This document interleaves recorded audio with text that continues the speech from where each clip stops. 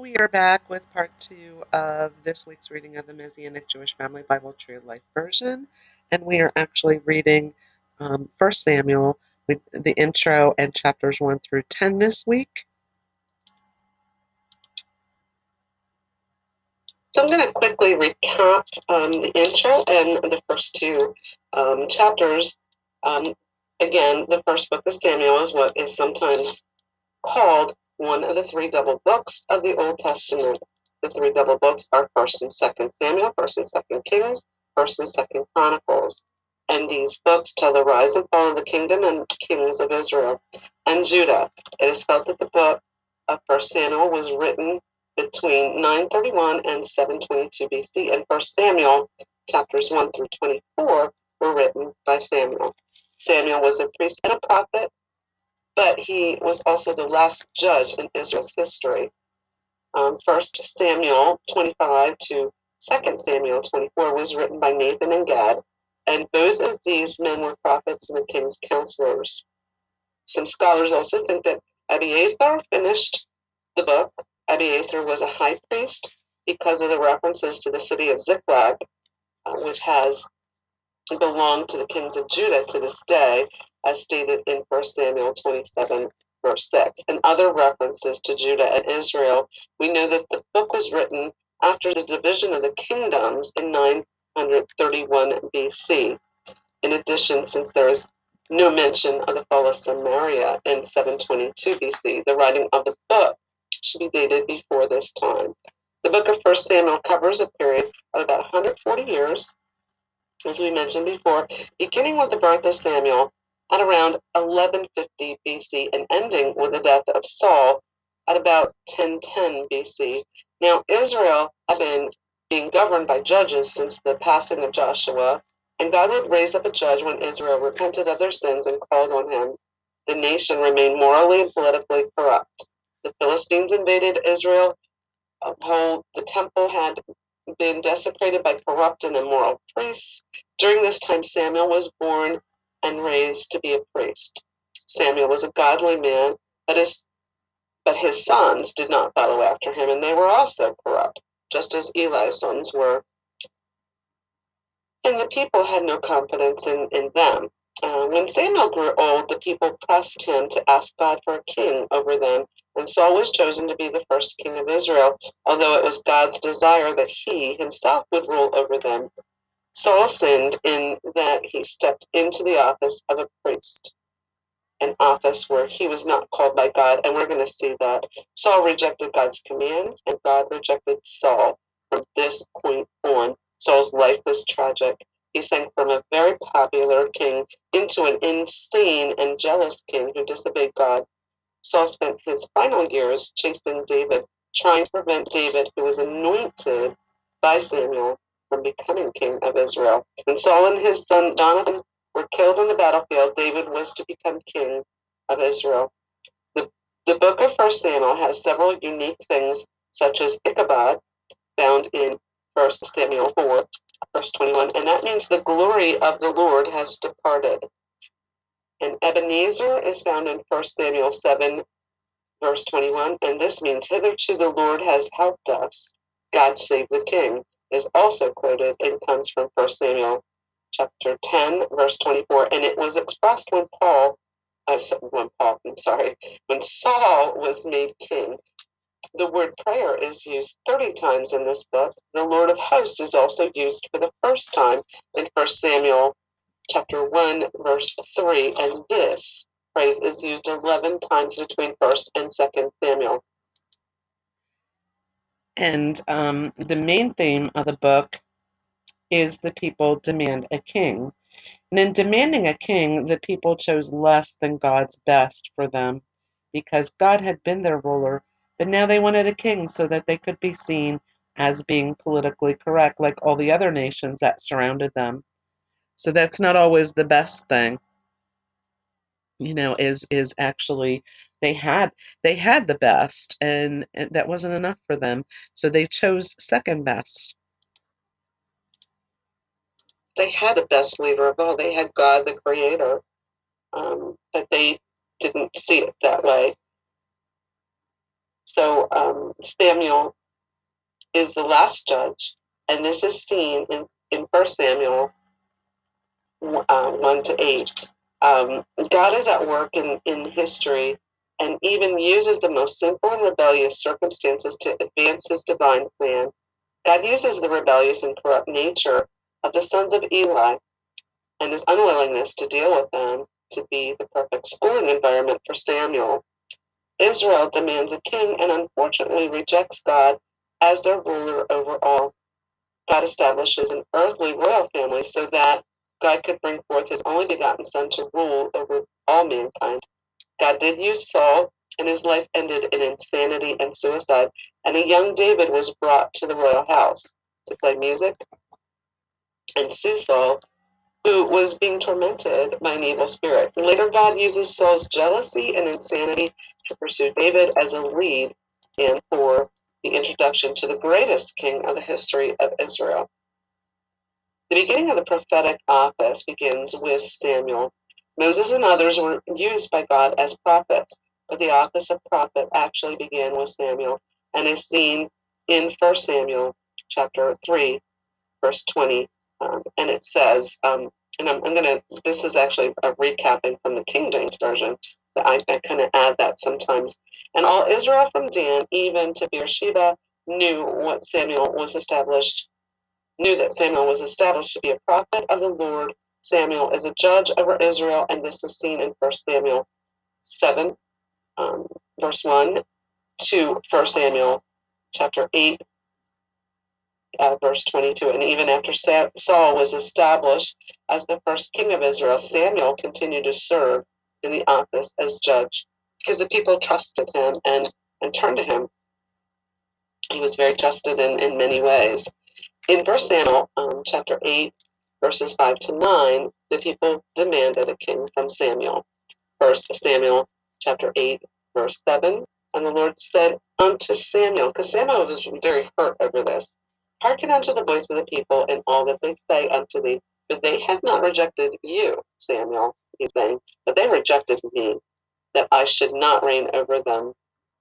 In 1 Samuel 8, to 15, Saul is made the first king of Israel because Israel wanted to be like the other nations. This is why Saul was made king, as the people demanded to have a king. There's a lesson in this because Israel chose less than God's best. God was their ruler, and God is the best. Israel chose God's second best, a man. This applies to us today to choose to have God's best for us versus settling for second best because it may be something we think that we need. So, in other words, if it's God's will, allow God to bring it to us. God already has a good will and plan for our life, but sometimes we see things and we jump ahead of things and it's not in God's plan, but God gives us free will to make those choices, and even though they may not be right choices for us, and we may miss out on God's best plan for us, and we don't want to settle for second best. God wants to give us the best as our Abba Father. And in 1 Samuel chapter 1, Samuel was born and later is dedicated. The chapter opens by talking about Elkanah, the son of Jeroham, the son of Elihu, the son of Tohu, the son of Zuph, and an Ephrathite, and from and he had two wives. One had children, Peninnah, but Hannah did not, and this was a problem. And Elkanah went up out of his city yearly to worship and to sacrifice unto the Lord of hosts in Shiloh.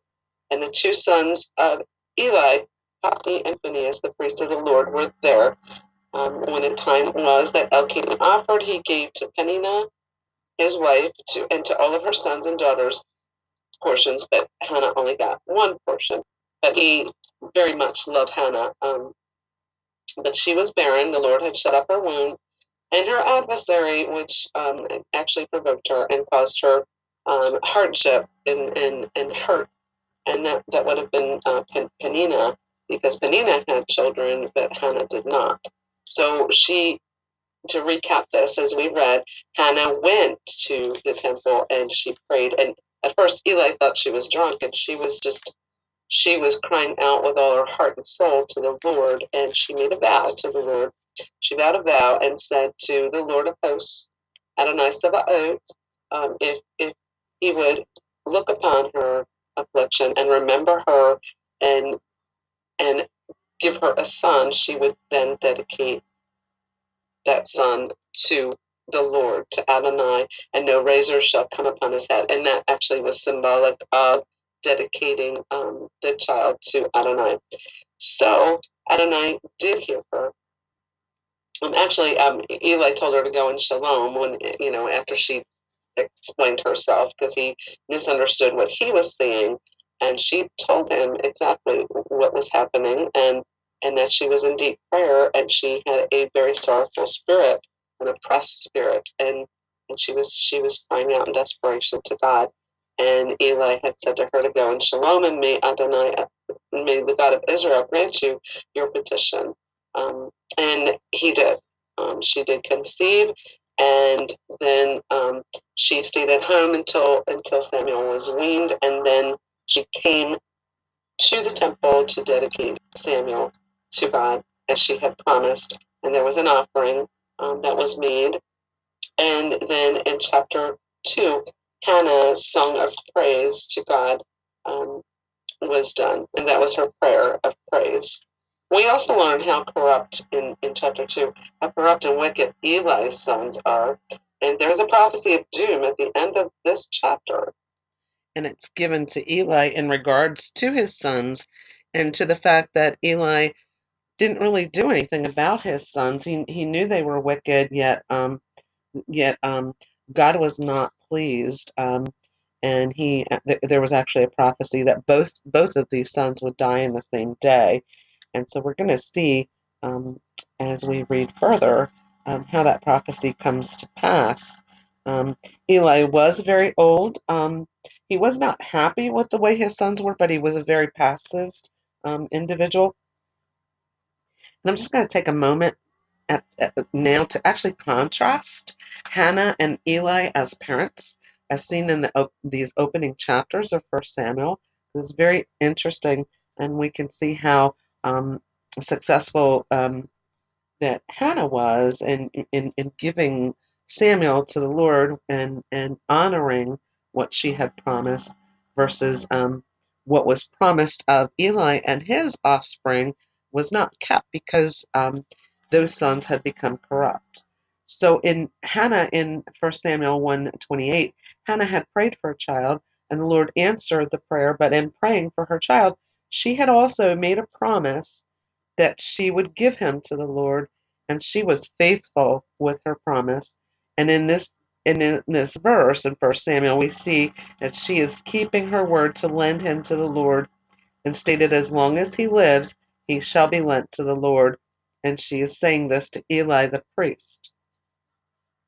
Now Samuel worshipped there with Eli the priest, and in 1 Samuel chapter 2, verse 11, it indicates that the child ministered to the Lord. Hannah was a godly woman and raised her son to revere God as well. She lent him to God, in other words, and to be raised in the presence of God. Um, 1 Samuel chapter 2, 18-21, Samuel ministered before the Lord being a child, girded with linen ephod, and his mother made him a little coat and brought it to him from year to year when she came up with her husband to offer the yearly sacrifice. And Eli blessed Elkanah and his wife and said, the Lord actually blessed them and asked the Lord to give her more children, which she did have. She had 3 sons and 2 daughters after that. So Samuel grew on and was in favor with both the Lord and also with men. And the child ministered unto the Lord before Eli. And the word of the Lord was precious in those days. There was no open vision. And the Lord spoke to Samuel, telling him that he was bringing judgment on the house of Eli. And he was afraid to tell Eli. We're gonna read this as we go on. But Eli asked him, and he did tell Eli. So Samuel remained actually very honorable as he went on through life, and he actually abided in the Lord and walked in the ways of the Lord. Now, First Samuel chapter 2, verse 12 indicates that Eli's sons were worthless and did not know God. And in verse 17, the sin of the young men was very great before the Lord, and they despised the offering of the Lord. So what is about to happen to them as we read on, the Lord is going to deal with Hophni and Phinehas. Actually, Eli never really dealt with their behaviors and never really raised them. He was more of a passive individual. He did tell them that he wasn't happy with it, but really didn't deal with it. So Eli's parenting did not consist of being supportive of his sons being in the way, being not in the way of the Lord. He was not supportive of their behaviors, and he did tell them he wasn't happy, but again, he really didn't do much about it. So he was pretty much passive, and the Lord actually saw that as being passive as well, and the Lord said He would take care of it. And you're going to see as we read further that he does. Okay. And if you hear that in the background, it is pouring rain outside. So I don't know if that's picking up on the recording. There's some strange clicks in the recording, and I see that the little graph is not actually working too well on this online recorder. So I'm hoping it's not going to skip too much. Anyway, we're going to go on to chapter 3, the calling of Samuel. Now the boy Samuel was in the service of Adonai under Eli. In those days the word of Adonai was rare. There was no visions breaking through. One day Eli was lying down in his place. Now his eyes had grown dim so that he could not see, and the lamp of God had not yet gone out. Samuel was lying down in Adonai's temple where the ark of God was, and Adonai called, Samuel. So he answered, Here I am. Then he ran to Eli and said, Here I am, for you called me. But he replied, I didn't call. Go back to sleep. So he went back and lay down. Then Adonai called Samuel yet again. So Samuel arose and went to Eli and said, Here I am, for you called me. But he answered, I didn't call, my son. Go back to sleep. Now Samuel had not experienced Adonai yet, since the word of Adonai had not yet been revealed to him. Adonai called Samuel again for the third time. So he got up and went to Eli and said, Here I am, for you called me. Then Eli perceived that Adonai was calling the boy. So Eli said to Samuel, Go back to sleep, and if he calls you, say, Speak Adonai, for your servant is listening. So Samuel went back and lay down in his place. Then Adonai came and stood and called, as at the other times, Samuel, Samuel. Then Samuel said, Speak, for your servant is listening. Then Adonai said to Samuel, Behold, I am about to do something in Israel, at which both ears of everyone that hears it will tingle. In that day I will perform against Eli all that I have spoken concerning his house from beginning to end. For I have told him that I am about to judge his house forever for the iniquity that he knew about, but because his sons brought a curse on themselves, yet he did not rebuke them. Therefore I have sworn to the house of Eli that the iniquity of Eli's house will never be atoned for by sacrifice or offering. Then Samuel lay down until the morning, when he opened the doors of the house of Adonai. But Samuel was afraid to tell Eli about the vision. Then Eli called Samuel and said, Samuel, my son. Here I am, he replied. What is the word that he has spoken to you? He said. Please don't hide it from me. May God do so to you, and even more, if you hide anything at all from me that he spoke to you. So Samuel told him everything and hid nothing. Then Eli said, He is Adonai. May he do what is good in his eyes. So Samuel grew up, and Adonai was with him, and let none of his words fall to the ground. Then all Israel from Dan to Beersheba knew that Samuel was entrusted as a prophet of Adonai. Adonai started to appear once more in Shiloh, for Adonai revealed himself to Samuel in Shiloh by the word of Adonai. And to recap this, before we take a break, I'm going to recap chapter 3. The Lord calls Samuel. And this is where the Lord actually comes to Samuel and he experiences the word of the Lord and hearing from God himself.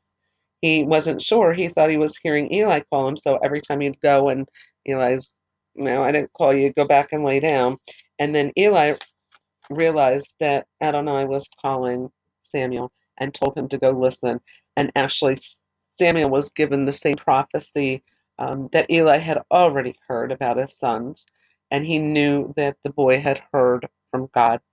So that's a quick recapping of chapter 3, and I'm going to take a break now, and we'll come back with part 3 of this week's lesson.